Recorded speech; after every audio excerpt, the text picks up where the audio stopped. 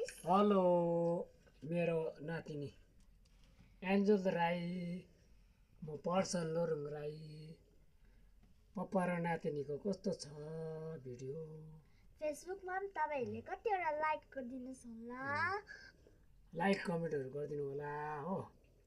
हाम्रो भिडियो चाहिँ युट्युब च्यानलमा पनि तपाईहरुले पर्सन लोरुङ राई भनेर लेखेर सर्च गरे भने आउँछ